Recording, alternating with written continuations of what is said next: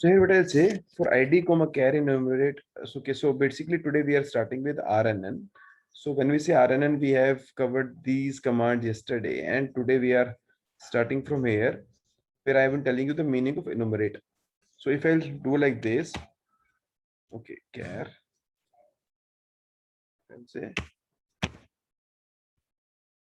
comma, then I'll say and this, do this, I'll say this. So it will print something like this. But we have stored it in a dictionary. I create a empty dictionary and I append it. So, but similar kind of a thing that is being done here. So what it is doing is it is doing a similar kind of a thing and it is being stored in dictionary kind of a format. So this is char for IDs. In a similar way, what we will do, we will create ID for chars.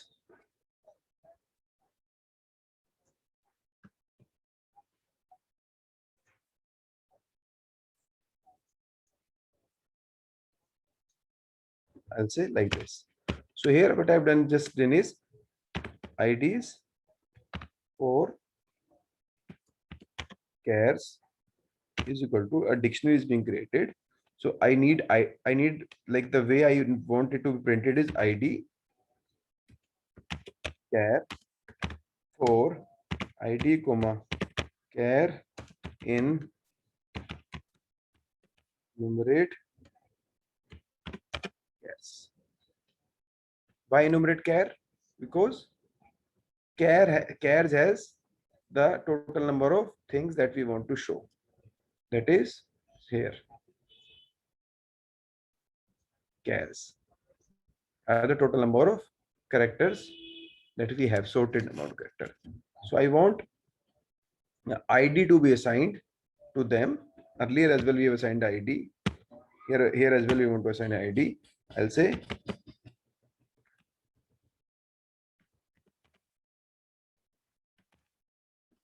so ID has been assigned to it. See 0 to 29 and ID has been assigned. Earlier it was again 0 to 29, but earlier characters were first and here ID is first. Are you guys with me till now? Yes, sir. Yes, sir. So I'm just revising the thing that we have for yesterday. Now if I'll say the number of chars to learn. So this is basically a timestamp, number of timestamps. Timestamps are the number of characters on which the learning will be there. So initial 100 characters will be stored to learn, which we will be doing today. So I'll say number of chars to learn. I'll say 100. So now what we will do is char for ID. So okay, this is a thing. So I'll say char for IDs, char ID for this thing we have already done. Yeah. So if I'll say, okay, so here I just checked like char for IDs. So here the key is the char. The key is the char. So if I use this char for IDs, I'll say A. It will give me the respective ID for it. If I'll say IDs for char and I'll use say 9, it will give me the respective value. Okay, so this is a thing that we do. So now what we'll do is, so we have basically been creating this loop yesterday. So that is, we have created two empty lists. One is char x and second is y. I'll say, so the two variables that I've taken are char x and y. If I'll say char x is equal to empty list has been created, y is equal to empty list has been created. If I now what I've been doing this loop, I'm going okay. Okay, count is total chars. Okay.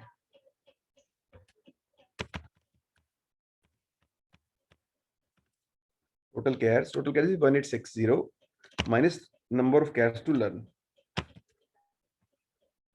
That is 100. So count will have the value that is 1760. If I'll say it like this, I'll say count will give us 1760. So if I'll say now here,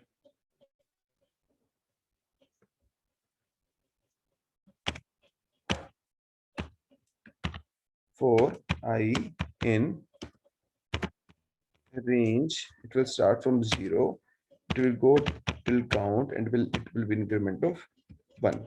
So same is a thing which I have done yesterday as well. For I in range 0, count 1. So what I have done is I've created another variable, the input char.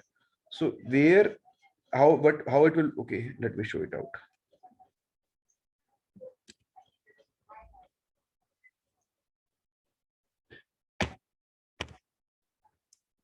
I'll say the input char is equal to df is the data, ith value. So initially the ith value will be 0. From 0 to 0 plus number of char, that is 0 plus 100.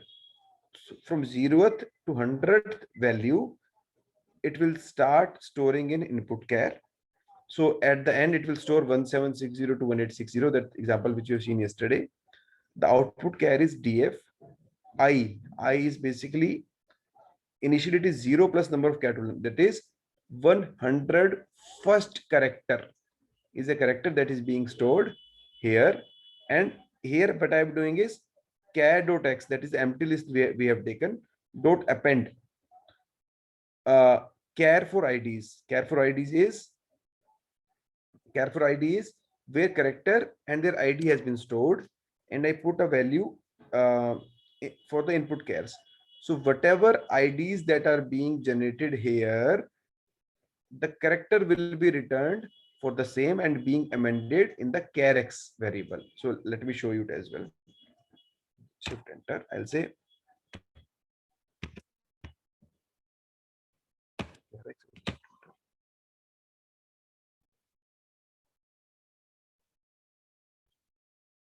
so it's saying charx for IDs.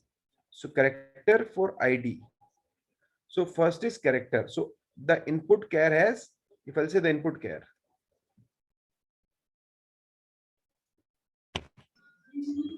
it will have the character.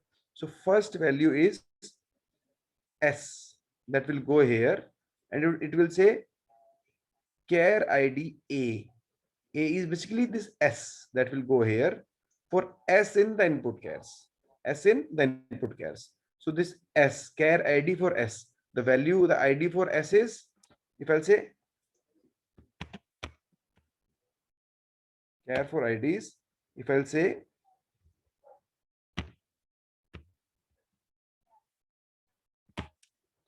it says 24. So if I'll say, now you see here is, if I'll say charx,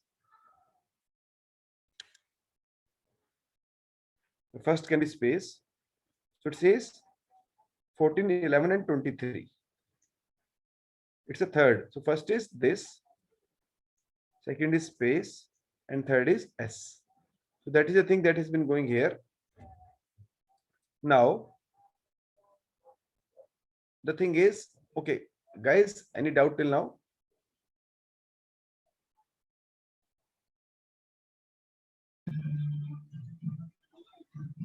So, shall we quickly revise what happened till now?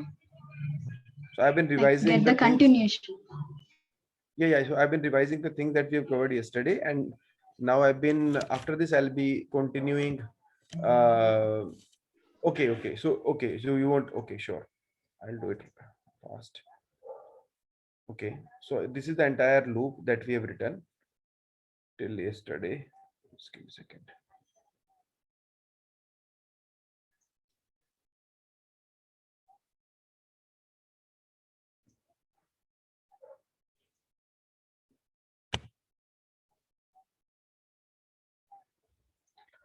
So here it is, like the thing that we have seen in X, we have appended the ID for the character, and in Y we have appended the ID for the output or the dependent variable that we have been trying to solve here. I'll just shift enter here. So I have the values in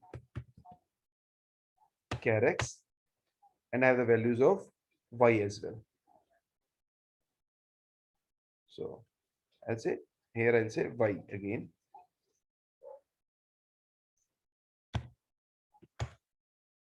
Okay, so these are the next exact value that actually needs to be predicted. So now I'll come after this, where we will be discussing about like how this can be used for the further prediction. So I'll say for this we have the loop that we have written. So now what I'll do is I'll reshape I'll reshape. So I'll let me tell you guys. So and when we use NumPy has basically a thing that is known as reshape. Reshape is to reshape is basically correct. Reshape is basically a function which reshapes the like the value from start to end. If I'll give you an example for reshape, so it will be something like so. So the thing is that how I basically use it. Just give me a second.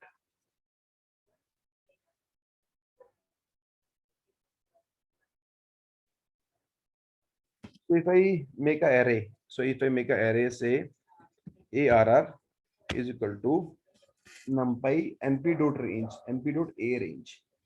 What is a range mean? Say np dot a range. If I'll say 10, so what it will do is, so it gives me the values till 0 to 10. So if I'll say np dot reshape, this the I store it in a variable, say AR. I'll say shift enter here, and I will say np dot reshape AR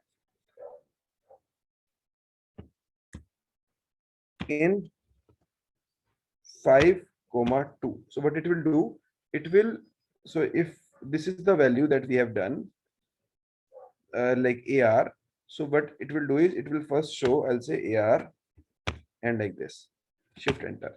So what it will do is it will show like whatever 10 values that we have created, it will split into two parts, like a metric of 2, like this. If I'll say, so initially it was a list only, say this was the list.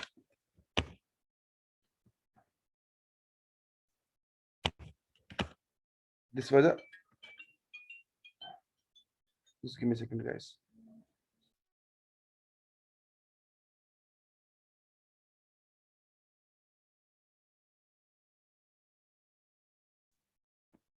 So you say np dot a range, I'll say 10.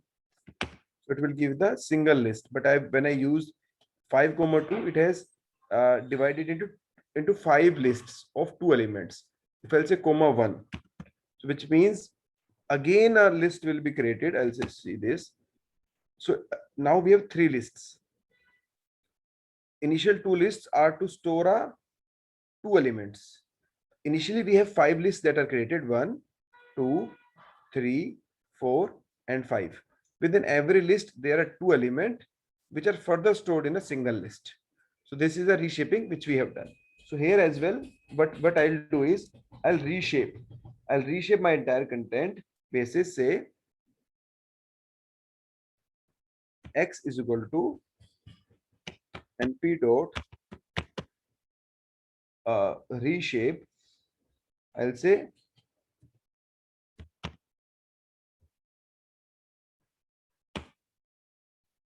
char x. I'll say I'll reshape it in what is the length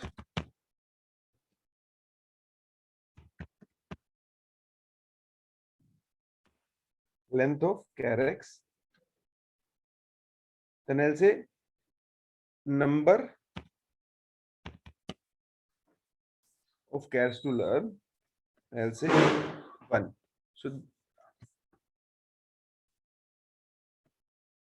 So here what we are doing is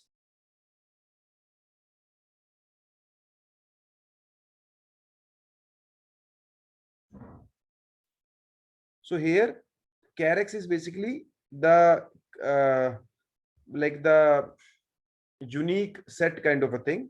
Len is len, the whatever the length is, and number of char to learn are 100, and one is basically a single list that needs to be created. If I'll say enter, so how the x will be reshaped is thing that we have seen above.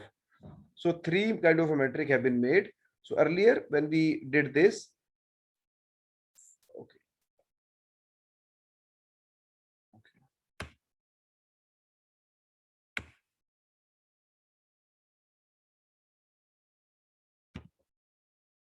so when we did this, so it was 5 lists have been created. So here how many lists will be created? Whatever the length of the char x is, the length of the char x is 30 here. So if I'll say length of the char x, oh sorry, it is 1760.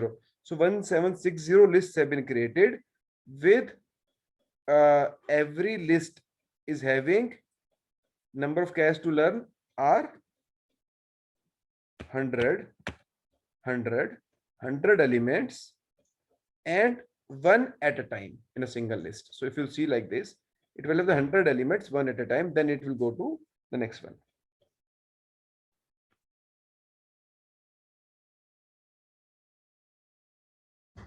Are you guys with me? Yes, sir.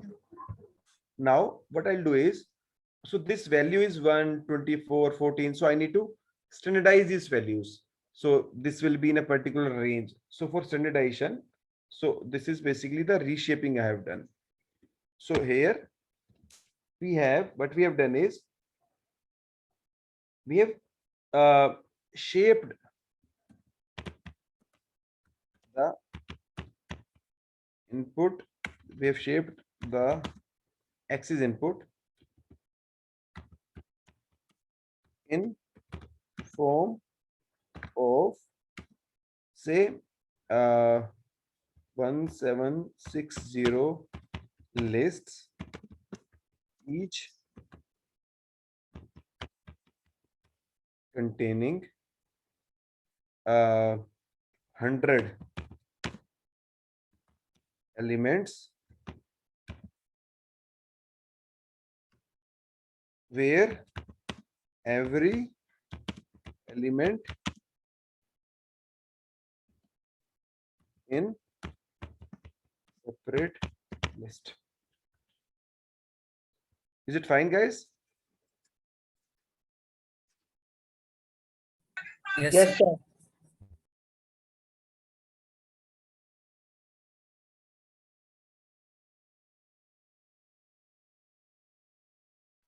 So now what we'll do is, apart from this, so what I'll do is I'll say x is equal to x divided by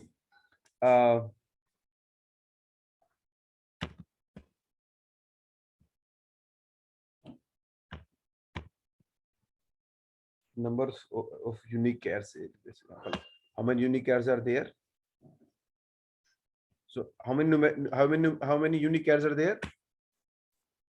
30. Anybody? How many? 30. 30.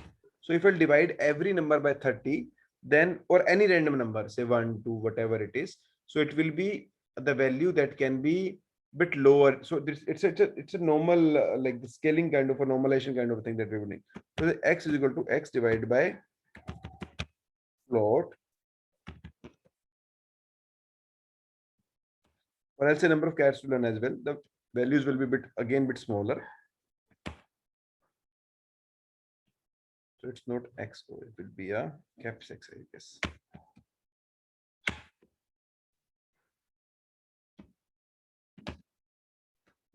I will say X. The values being converted into these kind of values, bit lower in size. So whenever the value that are, in case any of the value is very high and the value is very low, so we are just trying to reduce the relative difference will be same, but the total as a comparison, that values will be less. Okay, so now if I'll say, so this is basically for normalization. If I write it down, We done this for scaling down. Right, sir. Sorry, scaling. We done this for scaling down.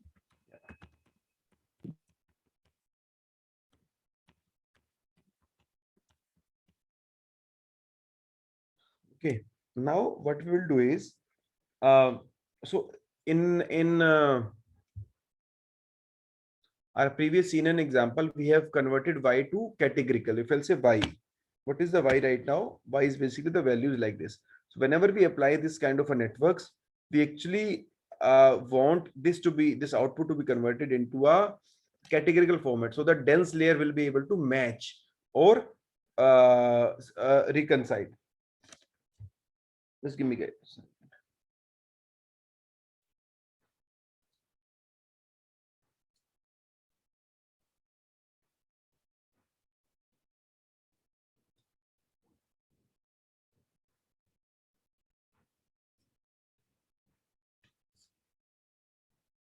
So here what will I say is, I'll say y is equal to np dot. So we have seen last time as well. Np dot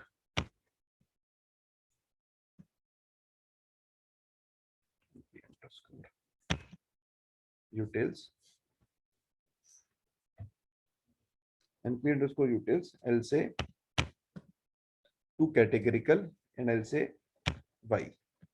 So what this will do, this will convert y into categorical.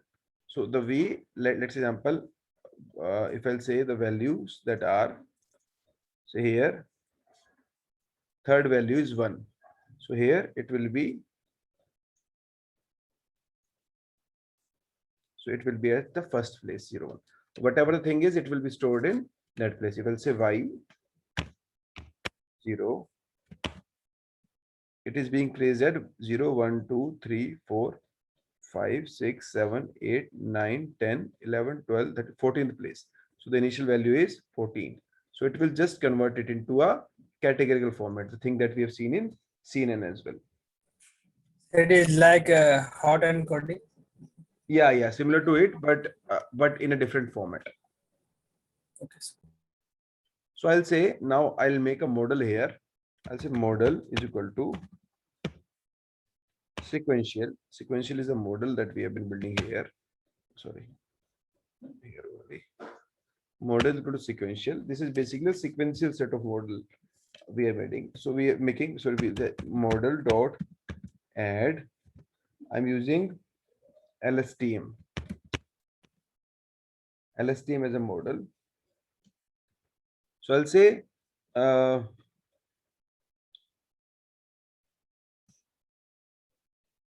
so initially what we need to specify is basically, so okay, when we have initially created the first layer in CNN, so I'll say in the CNN,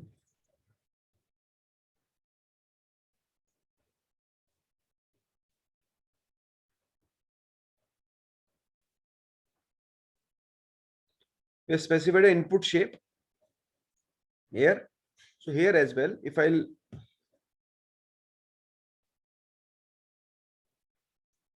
say LSTM, I'll say so as a first step, what we'll show here is I need to, whenever so this thing which we will be covering in LSTM is basically the storage units, how many storage units we want to make. So let's example, I make 100 storage unit, or I'll make 200, whatever storage units I want to. I'll say 256 storage units. So I'll say then after that I'll say input. So like if I'll, this will be the thing.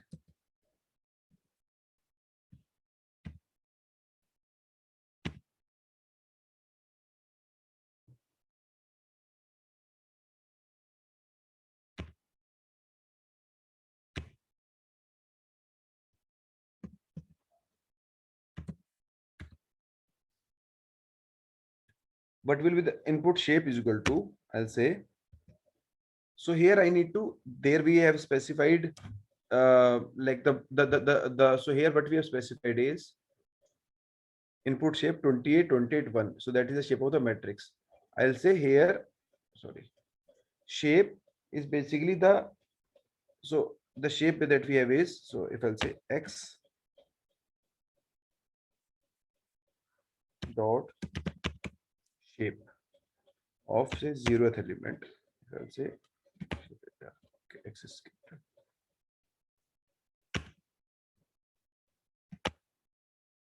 It says 16760. If I'll say the shape of the first element, it says 100. So I am specifying it like so if I say X, if I go over the X, so what is the shape of X here?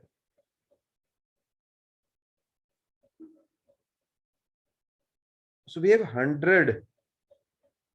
Initially we have created 1760 lists which have further 100 say lists in it. So here also we specify it. So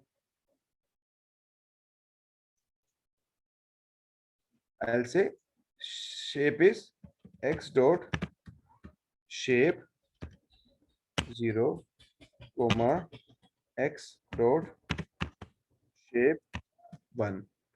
Shape 1 is nothing but 100 as a, oh sorry, X0 shape 1 is basically 100, and if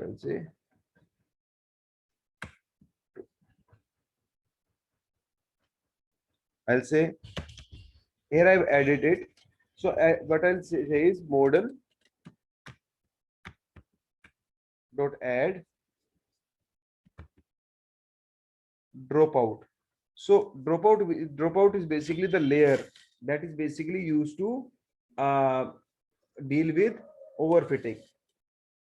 So what we are doing here is, so I'm saying dropout as a neuron, which basically, so here what I need to do, I need to specify a value. So so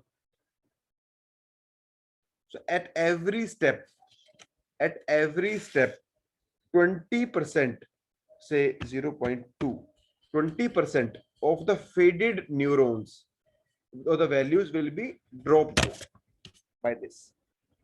Now if I'll say, so this is for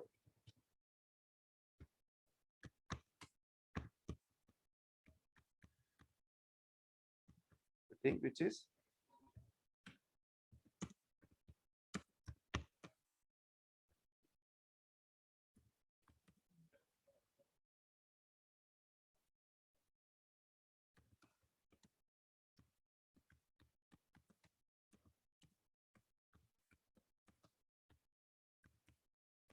a dropout layer. Now if I'll, now what I'll do, model dot add say another layer that is dense. Dense is basically a layer that is used for the output. So I'll say so this is basically, this layer is the output layer. So this basically is like basically the layer that we have created for Y. So this will be, if I'll say, so if I'll say like what is the shape of Y, this should be aligned to the shape of Y. Sorry, Y is small. Y has a 30 shape, so which means every, so if I said np.util categorical, which means every Y that is being here, if I'll say Y0, it has 30 as the total values. So that's the thing I have done here. So what it basically says is model would add dense. Dense is a layer that I have been that I have been adding here, and here I'll say in dense Y dot shape 1. Shape 1 is the 30 thing that I'll be creating. So yesterday as well, not yesterday, but the different day, like when we have created this dense layer, we have set 10. Why we have set 10? Because we have 10 as the values here. 0, 1, 2, 3, 4, 5, 6, 7, 8, 9. 9 or 10 values. 10 values are there. If I start from 0, it is 9 and it's 10 when we start from 1. So here we have 30 values. So I'll say I can either specify 30 here, or I'll say y dot shape1, which is coming to 30 only. I'll say 30, or I'll say y dot shape1. And with this, what I'll do is I'll say activation. Activation is equal to softmax. What is the meaning of activation softmax?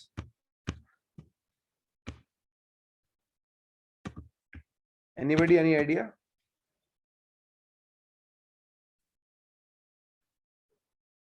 Why we are using softmax? Why we are not using sigmoid here?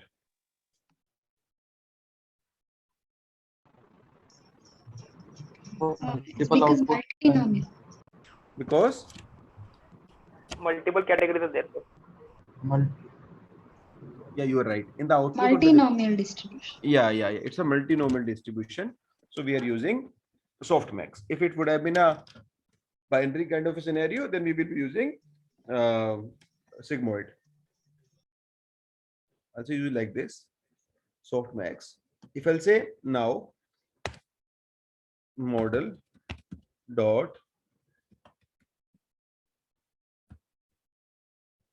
compile. In this compile, what we will do, we have to specify the loss. Loss is equal to, so the loss, which loss did we use here? Categorical cross entropy. This, yeah, cross entropy for categorical. Categorical is when we have the multi-class classification problem. Okay, so same is the thing which I have been using here as well. And optimizer is Adam. Again, I'll use the optimizer as Adam.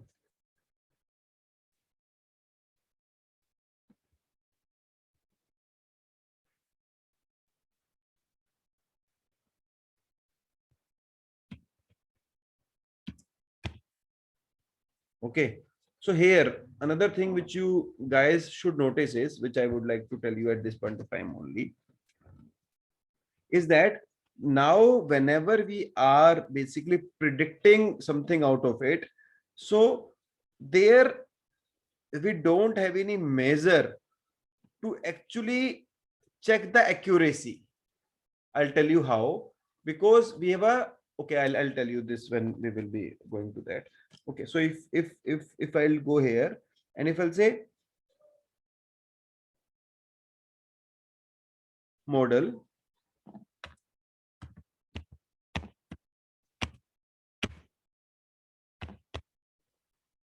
dot fit, I'll say if I come here, so here extend y train is a thing that we have done. So here also I'll say, so we have not used the trained and the test thing because we have been working on a problem. So where we have a text involved. So let me tell you guys. So in case we have been working for any stock market prediction kind of a data or anything like that, then we have the accuracy or anything that is a measure, and we have divided the data into train and test. But here, whenever we work for the text data, so let's example, I'll give an example. So let's say you are working on emails. So in case you're writing something and suddenly a word comes as a recommendation as the next word, so it is definitely your choice to select that word or not to select that word and write your own word. Am I right? Yes, sir. So here the accuracy or anything does not plays any role. So here it will just give you the suggestion for the next word. That's it. So here accuracy, what we are trying to do, what we are achieving is there is no target function here. Are you guys with me? Yes, So sir. can we call it is unsupervised learning? No. So it can be Target used is for not- super. No. So here like it is a kind of a reinforcement learning. So what happens is, let's say example, you are playing chess. So in chess, what happens? Let's say example, you moved your rook. Rook is basically we call it as elephant in chess. You moved your rook. So now another person moved his bishop. So now there is no standardized learning. Whatever these people are doing, the next action will be based on the previous learnings. So at any point of time, the learnings might change. So here as well, it is not a unsupervised learning totally, because there is the previous thing or the previous thing which the player has moved, the previous character which player has moved in chess uh, is the character which will decide the next move of your next character. So it is, and this will also depend on the previous sequences that have been going on. So this is not a unsupervised learning, it is a reinforcement learning. Are you guys with me? So please come Yes. again. I don't understand properly. Okay, so what is unsupervised learning? Is basically a learning where we don't have like anything on the basis of which an independent dependent relationship is the unsupervised learning. But when we say supervised learning, in supervised learning, just give me a minute. Yeah, in supervised learning, what we have is we have the independent dependent relationship. We have the independent data and the dependent data. The third type of learning is known as reinforcement learning. In this reinforcement learning, it is sometimes something between supervised and unsupervised learning. So how it works is, so let's example, you are playing a chess. You and I are playing chess.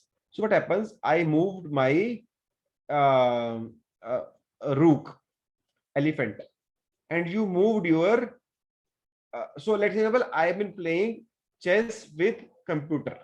So what I will do is, so computer is, so every time the standard basis which the computer plays the chess is not fixed, because this will depend how user moves his beads, his characters. So the thing is, let's example, I moved rook. So now the computer has moved its bishop. Now why computer moved its bishop? Because in the previous sequences I have moved many more things as well. Say I moved my horse, I moved my a number of things, my queen, my king, or whatever it is. So the next move of the computer will be decided on my latest move, plus all the moves which I have which I have made during the past. So here it is dependent, the variable is dependent, that is the previous move and all the previous moves. This doesn't mean that, and can you say that the next move of the computer is accurate or not? Because let's example, the computer moves its bishop and I use my rook to kill the bishop. Now there is no more bishop. But in case the computer has moved its horse to this place, I would have like beaten the horse as well. So now, do you think computer has made the right decision?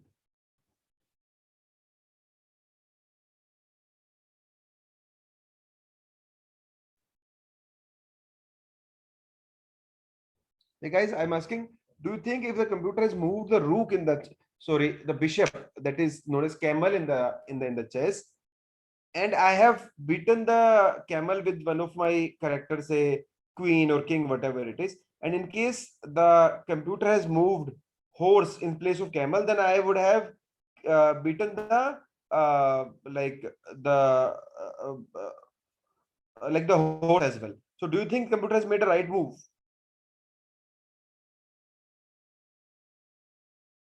Sir, the problem is I don't know how to play chess.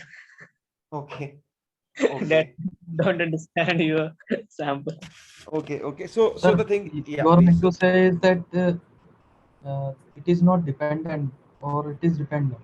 It is dependent on the previous Okay. sequences and the immediate last move. One is previous sequences Okay. and the immediate last move. And now whatever will be the next move of the computer, we cannot identify whether it is accurate or not, because in chess the camel and say the horse have the equal weightage. So whatever the computer moves, I would have beaten it. So whatever the computer move might be accurate, might not be accurate. So you won't be able to measure the accuracy. But what you guys can do is, the computer has basically moved anything basis on the previous sequences. So that's the thing. That is not a supervised or unsupervised learning. That is known as reinforcement learning. Okay, sir. It means we are not calculating the accuracy. Accuracy. Just Accuracy cannot be calculated, because here the computer can suggest you that you need to write this, but it is a suggestion kind of a thing that is coming, but it's totally dependent on you whether you will use the suggestion or not use the suggestion. So here it is basically a assisted algorithm. Assisted algorithm is where you are assisting the computer what to do basis the prediction which computer has done. It is known unassisted, where computer is predicting something and you have to rely on that prediction. So actually we fit the model and we keep on adding the live data to it, so that this machine is learning from this new data coming in, So and whenever, again it fits, and yeah, that's it. yeah. So whenever I put a new data, machine will give me the prediction of a next word. That's it. Okay, we're not checking about anything on model performance. We cannot check whenever it comes to like a text kind of a thing over here.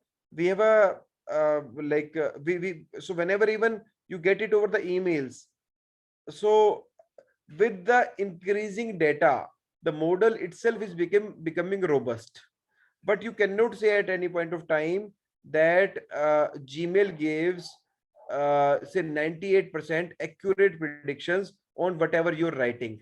So let's example, I write I am happy with, so it gives the option as my boss, but I'll say my kid. Let's example. So it has given the right recommendation basis the previous thing, but what I've been trying to write doesn't mean that Google was not accurate.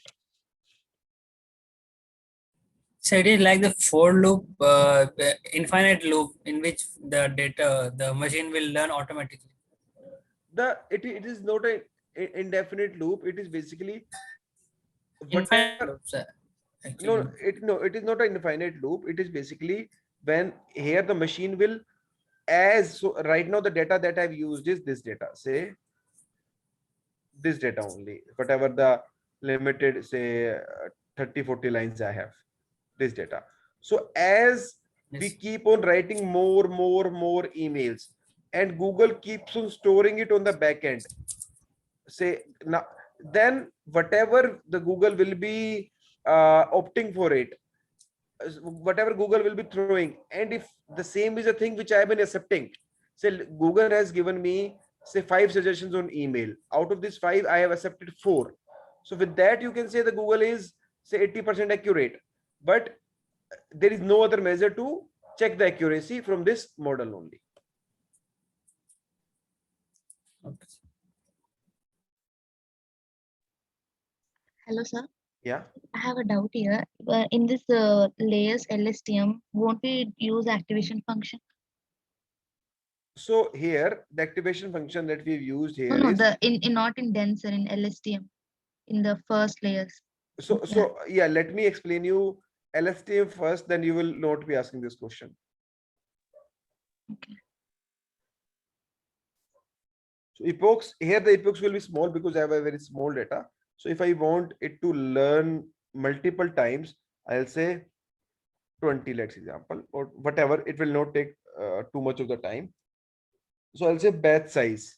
So batch size is how many characters that it will be learning at a time. I'll say 150, whatever the case is. Now, if I'll say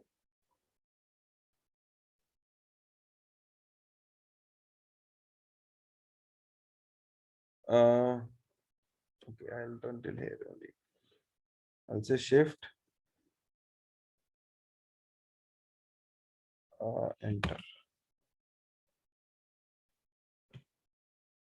It is working.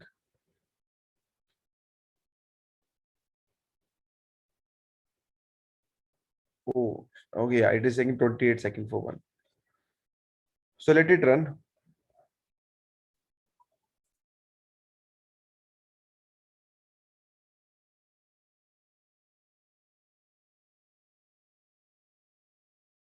So let it run, guys. I'm just coming up.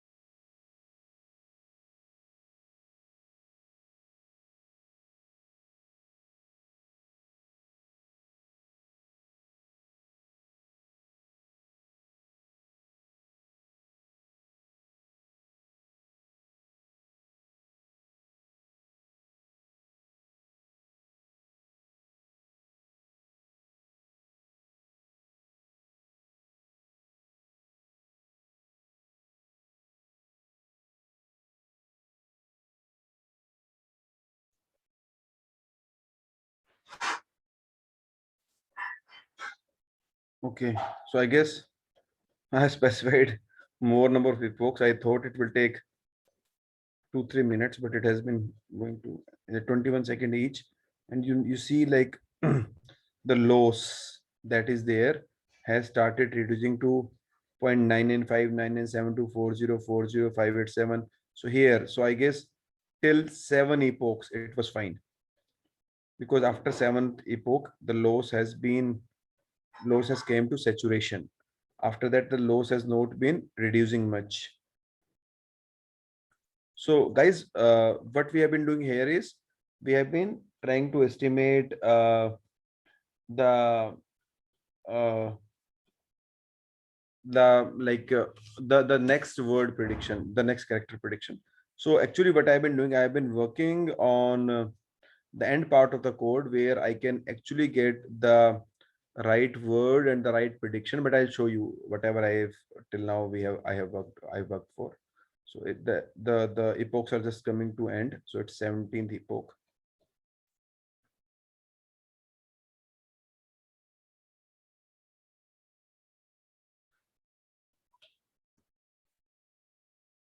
So guys, we have another class tomorrow for LSTM.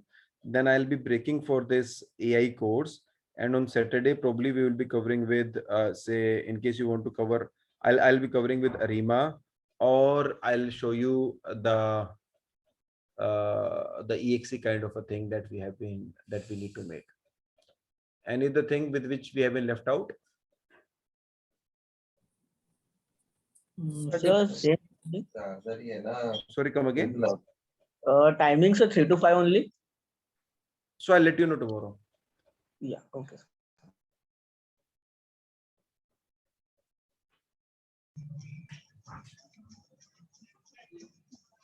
So you said with extra 3 days you teach other things.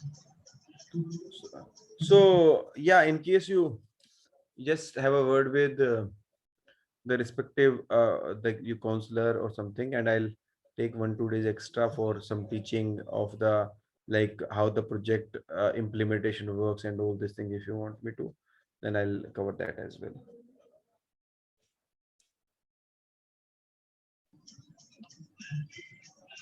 Sure, sir. Thank you.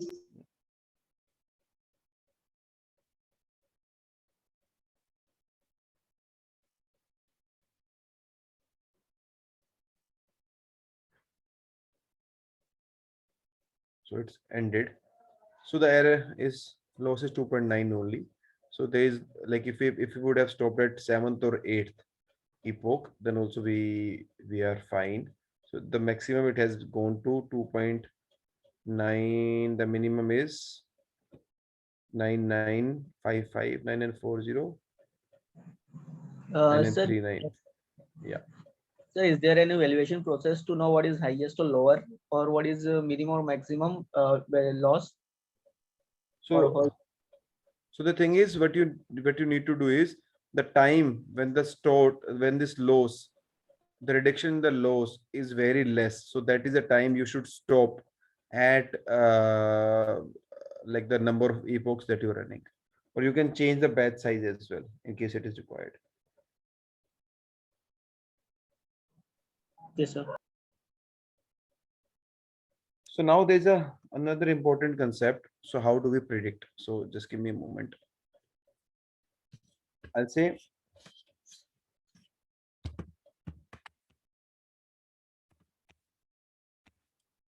random val is equal to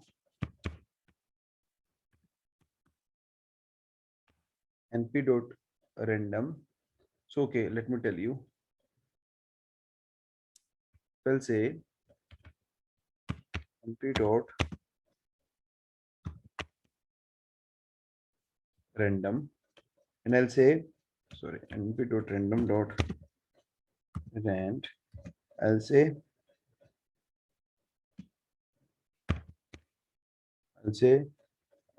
10. So it has produced. So if I'll say np dot random dot randint, I'll say it will start from 0 to 10. So it has given me a value between 0 and 10 as a random number. It is giving me a single value. So if I'll say, so in this scenario, I'll say np dot random dot randint. It will start from 0 and it will go to, say, len of char x minus 1. So what is the len of char x? It's basically 1A17 something, 1860 or something. So it is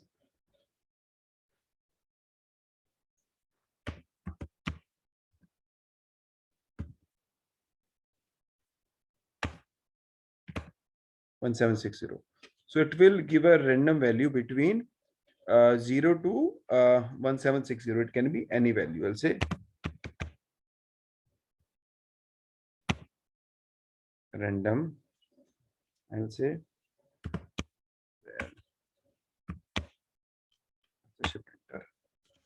so whatever any value it can predict, I'll say it has predicted, say, 1468. So if I again type it, and if I'll say again run it, it will be some other value. So if I'll say, and again, if I iterate it over the loop or something with this thing, so any other value will come. So every time I'll do this, I'll say it changes the value. So it is generating a random value. Now I'll store this value, say 1/20th value of char x. Say this, if I'll say char x, I'll say 120. Shift enter. So it is giving me the 1/20th. What was char x actually? What was char x? Char x was the storage of how many lists? It is storage of 1760 lists with an interim lift of 100 values with further, say this is the char x.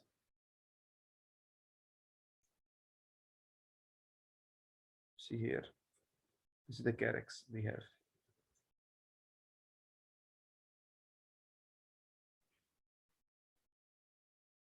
Hundred or 1768 kind of the things that we have.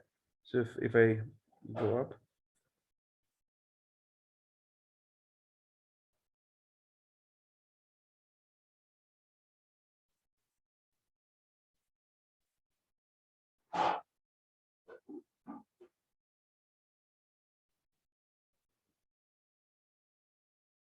this was the char x. This is the char x I have.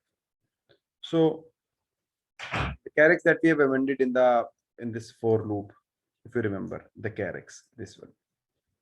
So we have appended it for char for id a for a in the input characters. Input characters are coming from this. So we have amended this, like append every 100 characters as a list into char x. So starting, say, every 100 from 0 to say 100, then 100 to first to 100, second to 101, third to 102, everything it has been amended here for like their IDs. That is the thing for the char x. So if I'll say here random start is equal to char x, and I'll say random value. So it will take, if I'll only show you this. So what it will do is it will say the 1/20th or whatever value of that it will display. And what I'll do is I'll allocate it with, so 120th value, 120th list in it, it will display. So if I want to see what are these characters, I can show it with say char for IDs or something like that. So I'll say random start is equal to, I've stored it here. So these are the two things I have. First is this.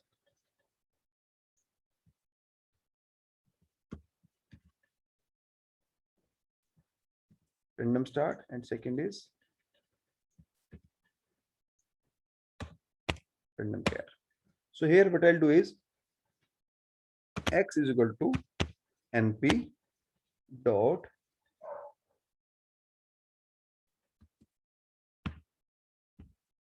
so again so I have been generating a random value, and I'll ask any random values as a x, and I'll see what my system will predict. Is the thing which I've been trying to do to just to check the accuracy, to check what the system is predicting. I don't have any measure to check the accuracy. Similar, the thing that I have done over the top, np dot reshape. Reshape is like when I did this reshape over the top, it was on the this.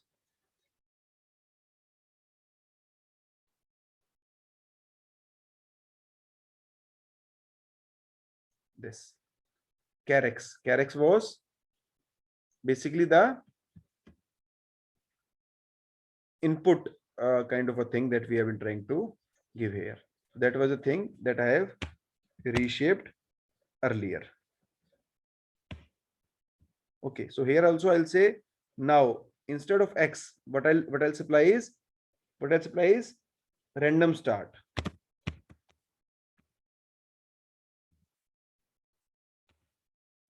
Random start as a value which I'll supply here, and with now it has been made as len carex, whatever the length of carex is.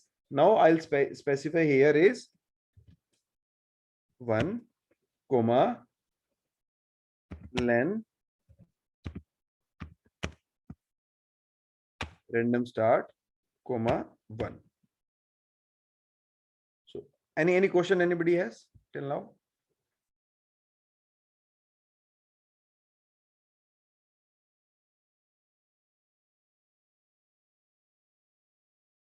Now as a second step, what we have done is we have converted it into by a value that is 30 to standardize it. Again I'll standardize it, like whatever input. So if I'll say x, now what will be the x? If I'll say shift enter and I'll say x will be the certain set of values you see here. And if I go over the top, oh, I made a mistake, I guess. I need to specify a different variable. Okay, it was a carex. It was a, so earlier when the x has been made,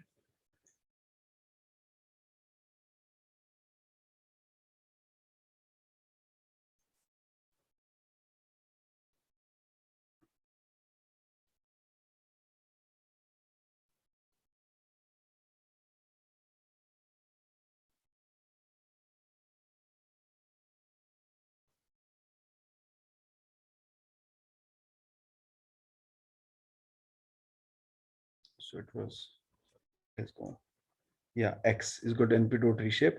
The x has been made on a similar lines only. It has a similar kind of a format that we have now. That is here. Okay, so now what it is small x now. Now what I'll do is x is equal to x divided by, say, float 30 is the value I have taken, I guess. 30, yeah. The shift enter. So I'll say x. It has been now reshuffled in a similar format. So what I'll do here is whatever these values are coming, values at these places are coming, I'll say pred is equal to model dot predict, I'll say x. Whatever these values are, I'm asking the model to predict basis this.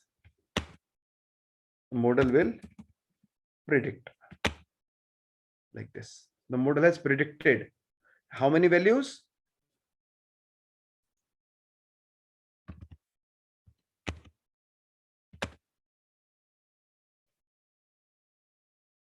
Did you guys get it?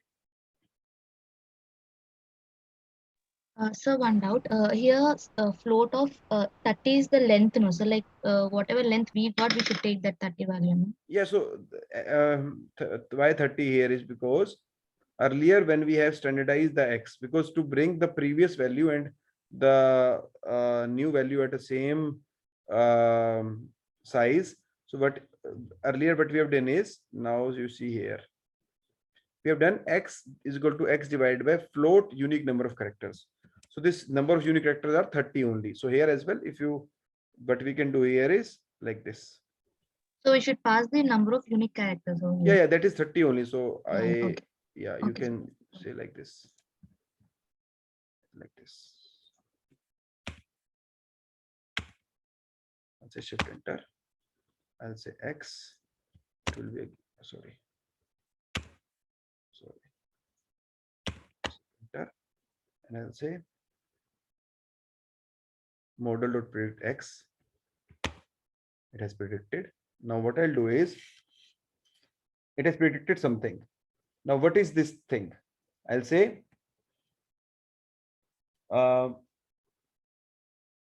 so okay, let me tell you, when I say, so but it will do is, it is basically giving the, so okay, let me tell you, np dot arg max, I'll say spread. So shift enter. So this is giving me the value 1. So what is the function of argmax? Do you know? No, sir. So it will take the maximum argument. So let me show you.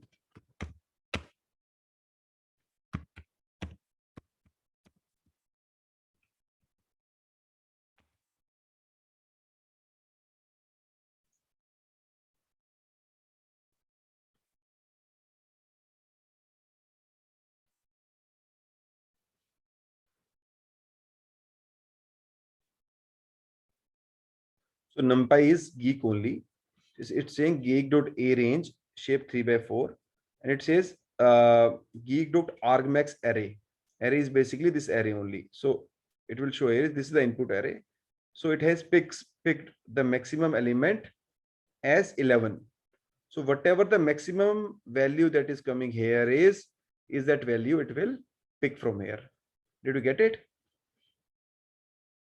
Yes, sir.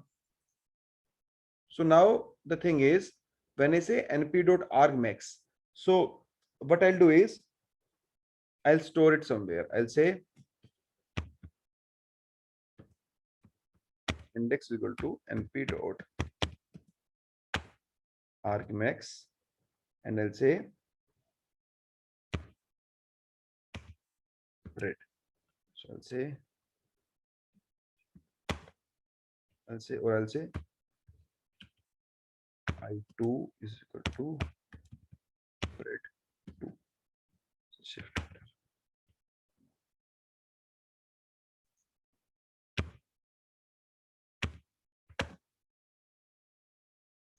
Okay, put it in double list. Say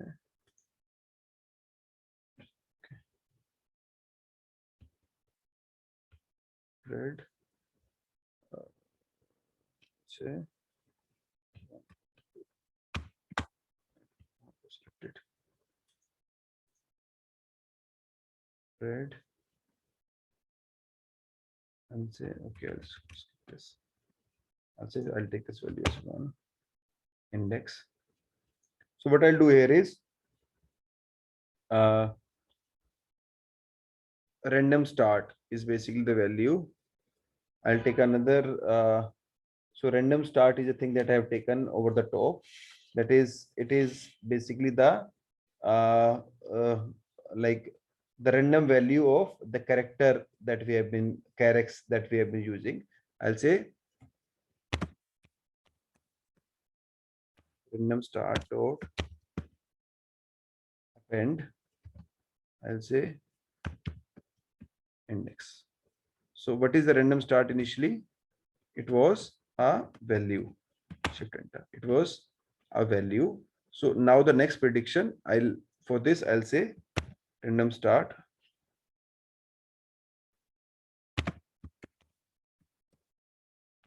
dot append, that is index. Index is basically the whatever the pred has predicted. So the maximum value of it I have taken from there. So that will be the character that I'll be using for the next prediction. I'll say random start is equal to random start, and it will start from 1, the first value, and it will go to len of random. What is the, okay, before this, let me tell you, what is the length of random start?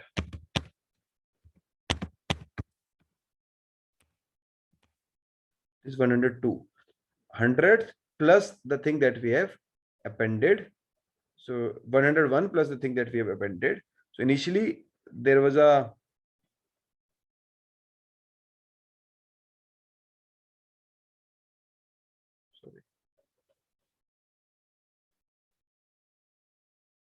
random start. Then I have initially over the top, like we have taken the value from 0 to 100. Then we have amended 0 to 101. Then I have amended this another value in it. So if I'll say now it will start from 0 and it will go till 101. And I'll say this will be the value of random start. I'll say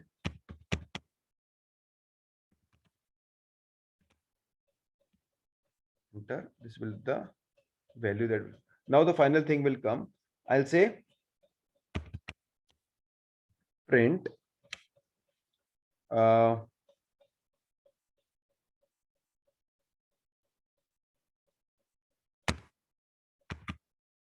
ID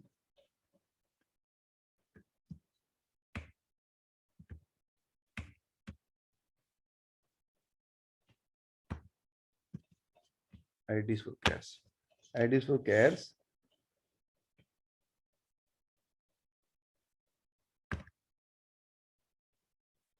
A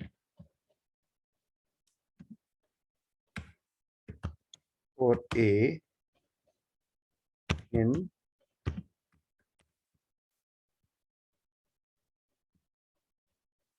random start. I'll say shift enter. So what it is doing is it is currently predicting. Okay, let me see. The next word, if I'll say, so these are the 100 words. So I'll say dot join, say, and this, I'll say go to home, I'll say print, I'll say go to end, I'll say end. What has been happened? Print, this dot join. Okay, this was not print, I guess. So single bracket, I'll say end. One more bracket, I'll say shift. So whatever the value like this characters have taken, these characters as input, random characters that I have predicted, which I have taken, the predicted value that is coming to, and men whose head do grow beneath their shoulders, this is to hear, would Demosona seriously, Desdemona seriously in. So we can reduce it to 1 word, 2 word, because here we have taken the length of, say 100, but we can reduce it to 5 words, 10 words, whatever it is.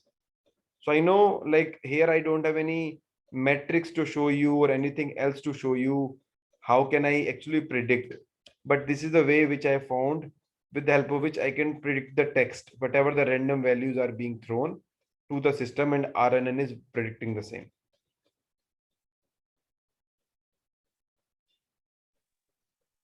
Hello, sir. Yeah. Sir, in the previous line, like after prediction, you have written I2 is equal to pred of 2, no, sir, before. Like you were getting some error, no, sir, for that. To predict the second pred of 2. Yeah. So I've been taking, so what I've been doing is, But I got that output, sir, for that. what was that? Because pred I2 is equal to pred of 2. Only one list, Oh. not double. So pred I, No, pred of 2. again pred, okay. No, sir. I2 is equal to pred of 2. Like you gave some name as I2, in which it has prediction of second one. But you deleted that because you were getting some error. Like after Okay. uh, I2 is equal to pred of 2. 2. Yeah, you were getting some error, no, sir. Yeah, But I yeah. got the output because the length of pred you got 1, but I got the original thing. So you're which saying I 1, passed. No, sir. No. You are getting error because the prediction has only one list, like Yeah, one yeah, yeah. thing. Yeah, That's one why you're thing. getting error. Yeah. But for Yeah. mine, it's like it has collection of lists, like the previous one which I passed, that one. Okay. So Okay. so after this, sir, that can't be used directly after prediction. Can we use directly pred instead of this random start thing? Yeah, you can try it. You can use So it. I just need to provide ID for character for that. Yeah. You're right. So basically, this is a thing which I can show you for this. I don't know, like the tail is a bit heavier on the codes. So this was a thing for the RNN. So how RNN works. So I don't have any mechanism from which I can make a system or something like that. So, but because like whatever text I'll read and all the things that I can do is the thing that I can work on. Hello, sir. Can you repeat the last step? This one. Yes, sir. How this code come? So what I've done is I'll say IDs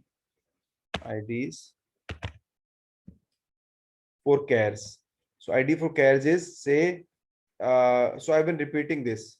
So I've been repeating this this is a list iteration, list comprehension kind of a thing. I'll say ID for chars, I'll say A. Say for A in random start. So what I'm doing is whatever the value in the random start is, so it will pick each and every value as A and it will return the ID for char. For this ID, it will return the character. So that is coming as a thing. So if I'll do this, it is saying AGI. So when I joined it, it is saying AGI, comma, space, and men whose heads. So it is just joining the things that I have just written here through this. This is known as string concatenation.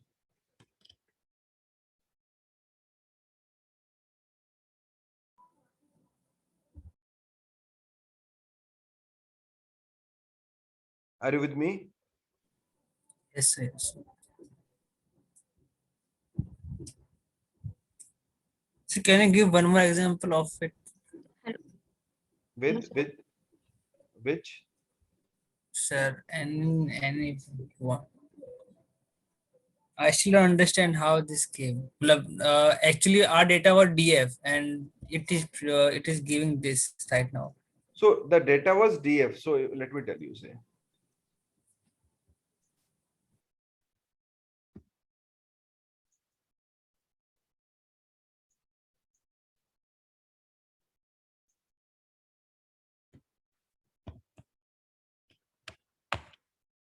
See, but it is coming from DF only. So let's example, and men whose heads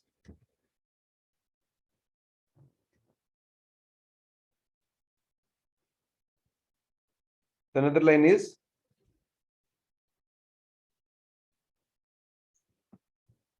grow beneath their shoulders. Do grow beneath their shoulders. And it says do grow beneath it because we have converted to lower. This to here would Desmodona seriously incline. So whatever the input the user like randomly we have given, so it is taking this line as the best line to be predicted as the thing, because this will come from the data from which it has learned. Are you guys getting me? Yes, sir. So why it is DF? DF is initially the data. So guys understand, because here the thing that we have been doing is changing.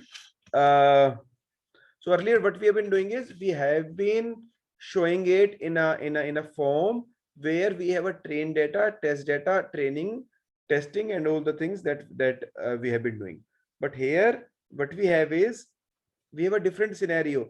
We don't have a particular say X test on the basis of the basis of which the Y test will come.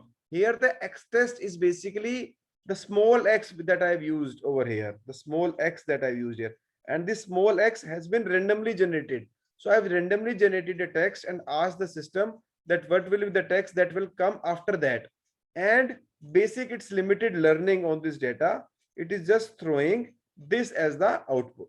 So that is the thing. Like it doesn't mean that it is learning from just the previous text. So the text that automatically came up was not this text basis which it is predicting this text, but any text that is coming will be more similar to this text which the system has identified. So here this is basically a black box kind of algorithm because it is so we have used a neuron on the basis of which 20% of the neurons weight are fading.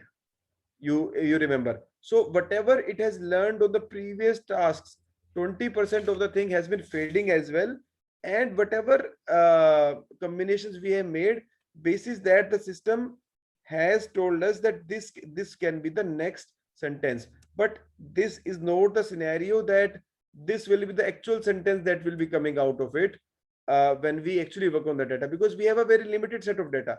In case the data set grows big, then we will have the capability to learn from the like a lot of data, and the prediction will be more accurate. Here if you check the accuracy, the accuracy will be very less, say 5-10% only, because we have a limited set of data. So I've just shown you the way the RNN actually works is the thing which I was trying to show you. So sure, in a simple meaning, these printings are the most important printing from this paragraph. Yes, Okay, sir. most important. It is not more, it is basically what the system thinks it's the most important thing that should come after this. Like the summary of the whole para. No. So okay, the thing which I've been doing here is to see I have generated a random x here. Yes. See this random x I have generated here. This x is a thing. X says that I have the 14th number character, 7th number, 13th, whatever user is giving us in combination of these. So system is saying the output will be this for whatever the user has. So right now I'm not typing anything. I'm just asking the system to give me a input. System is given this as input, and it says that this will be the output basis its learning, limited learning on this paragraph. Sir, but here is AGI has no meaning, na? Because it is not a complete word. You're right. But that's the thing, basis a limited learning. So let's example, you have written, say let's you have written. So let's example, let me combine. You see, say 14th character, 7th character, 13th character, 15th character, combine it. whatever the text will come. So systems will say after this text, this will be the right text that the user should be writing. But I'm saying that this is only 5-10% accurate, because this is just based on, say, 70, 80 or 100, 200 words only. Okay, sir, got it. Okay, sir. Got it. Got it. Got it.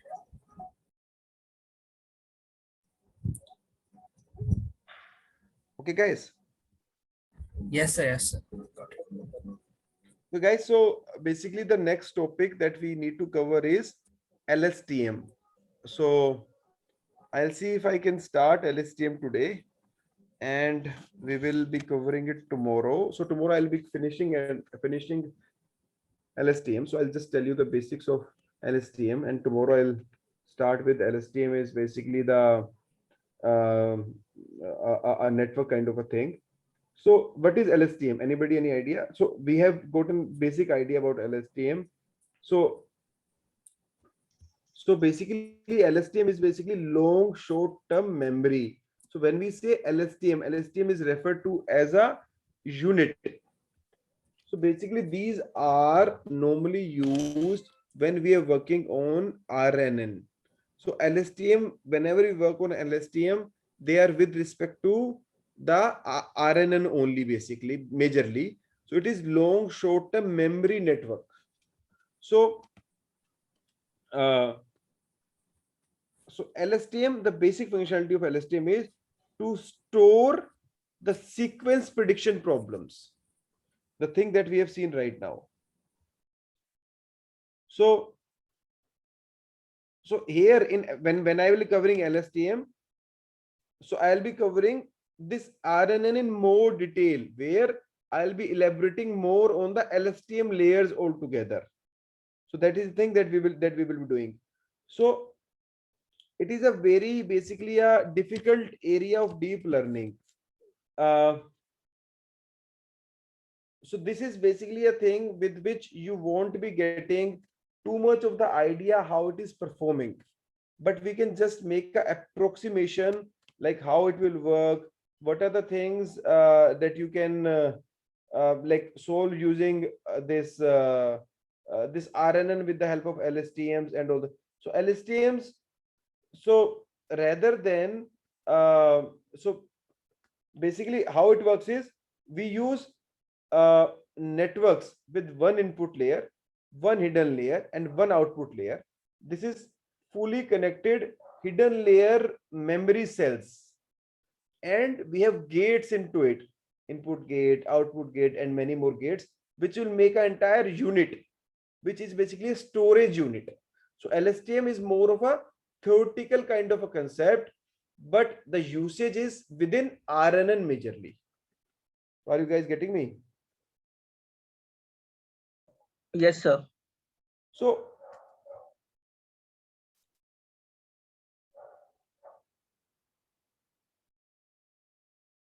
this LSTM are basically as I told you, these LSTM are basically used in RNN only for the storage unit, the things that we have seen today.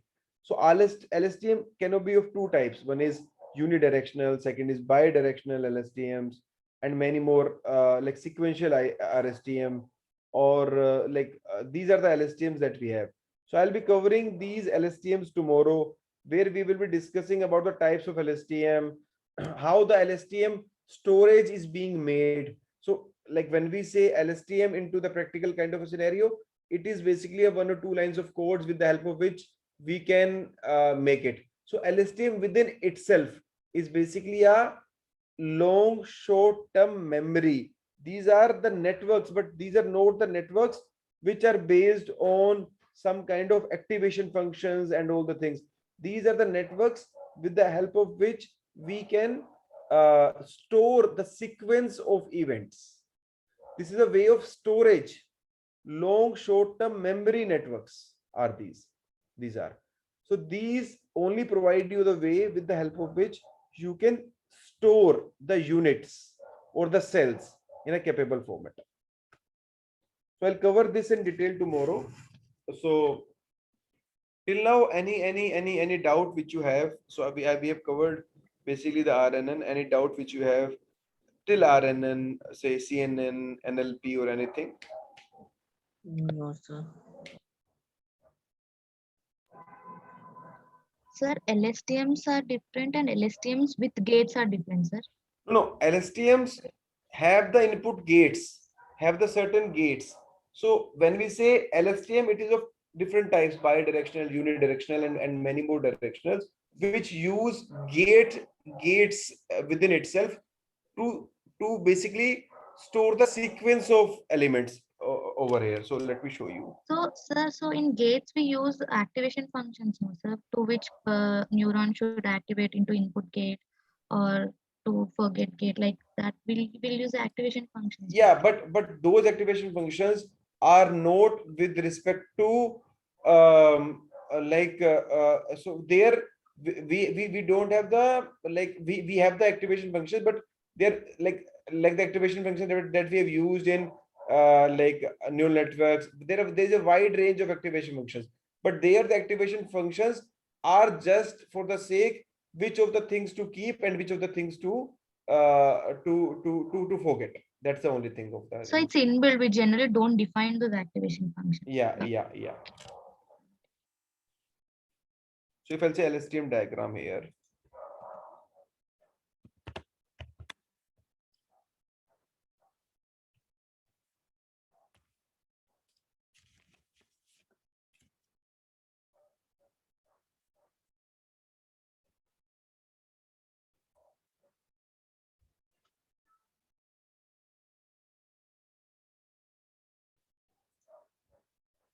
So see,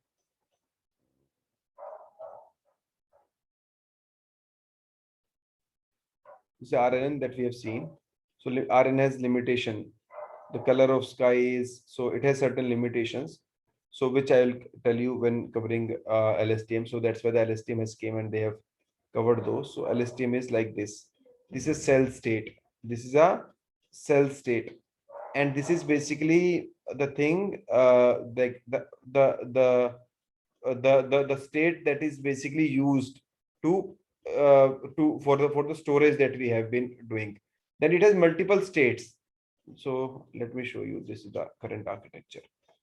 So this is steady state. Then we have this as a sigmoid function that is being used. This is a 10H function that is being used. And now this is predicting something. This is like a state, a hidden state or a continuous state, and multiple states are there.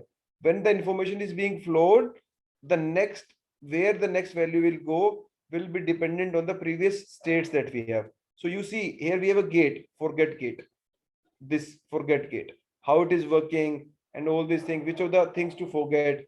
Input gate, it also has a activation sigmoid and 10H as activation functions, but these are the things which will not be specifying. These are the these are the things, but these are basically used like when we basically work on the RNN only. So these are LSTMs have been introduced to overcome some of the problems with RNN. So the problem with RNN is say here only. So say RNN work just fine when we are dealing with short-term dependency. That says like the color of sky is RNN effective. This is because this problem has nothing to do with context of the statement. The RNN need not remember what was said before this or what was meaning. So when we have now as well, when we have defined RNN, we have taken a layer of LSTM. So the question somebody asked is, why didn't we use activation function? Because RNN itself is using activation function for forget gate, for keep it, and number of things. So that's why I said, like, once we cover LSTM, we will be coming to know, because some of the activation functions are defined within. So here, this is because the problem has nothing to do with the context of the statement. The RNN need not remember what was said before this. What is the meaning? All they need to know is the most cases sky is blue. That this prediction will be the sky is blue. But let's example, however, vanilla RNN fails to understand the context behind an input. that has been said long before. So whenever it comes to long before, the LSTM is being used. Cannot be recalled when making the prediction in the present. Let's understand this. Say, I spent 20 long years working for the underprivileged kids in Spain. I moved to Africa. I can speak fluent. Then 20 long years in Spain. So it will be Spanish only. But in case it goes for RNN, it will say African language, but it should be Spanish because the previous context. So here it will be saying like this only. Here we understand that since the author has worked in Spain for 20 years, it's very likely that he may possess a good command over Spanish, but make a proper prediction. The RNN needs to remember this context. The relevant information may be separated from the point where it is needed by a huge load of irrelevant data. This is where RNN network fails. Yeah. So this is known as vanishing gradient. The reason problem is vanishing gradient. In order to, you will have to some knowledge of how a feed forward neural networks learns. So this is basically the way how it works and how it has been overcome by the LSTM. So we will be discussing it tomorrow in detail. So if I'll start RNN today, so it will like we won't be able to cover it. So I'll cover RN LSTM, but it will be majorly into the theoretical part, and some of the practical things are there, but majorly into the theoretical, like how RNN works, what are the gates, how the diagram is being designed, and all these things. Are you guys fine? Yes, sir. Okay, let me save it. So this is the completion of RNN. I'll say file, download as.